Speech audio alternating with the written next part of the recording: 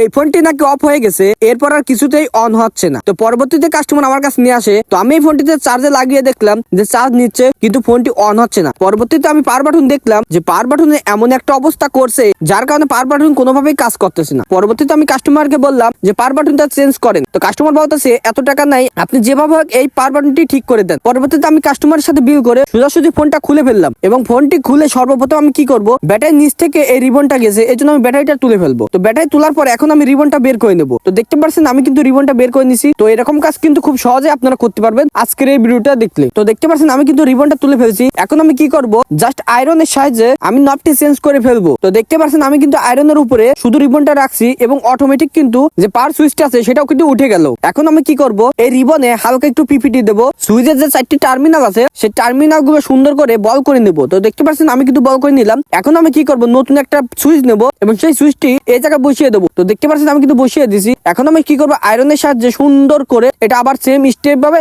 লাগিয়ে ফেলবো। তো দেখতেই পাচ্ছেন আমি কিন্তু সুইচটা লাগিয়ে ফেলছি। এখন আমি ফোনের সাথে সেটিং করে দেখবো পাওয়ার বাটনে কাজ করে কিনা, মানে ফোনটি অন হয় কিনা। তো দেখতে পাচ্ছেন আমি কিন্তু সেটিং করে ফেলছি। এখন আমি সুন্দর করে কি করব, ফোনটি অন করার চেষ্টা করব। তো দেখতেই পাচ্ছেন এখন কিন্তু ফোনটা অন হয়ে গেছে। কোন রকম সমস্যা কোনো কিছু ছাড়াই কিন্তু ফোনটি আমি ঠিক করে ফেললাম। তো এরকম অনেক পাওয়ার বাটন সমস্যা নিয়ে আপনার কাছে আসবে, কোনো দিক না খেয়াল করে সুন্দর করে আপনি সুইচটা চেঞ্জ করে দিবেন, অবশ্যই কাজটি ওকে হয়ে যাবে। তো দেখতে পাচ্ছেন আমার কাজটি কিন্তু ওকে হয়ে গেছে। এখন যদি আমি অপন করি সেটা কিন্তু হচ্ছে, কোনো রকম সমস্যা হচ্ছে না।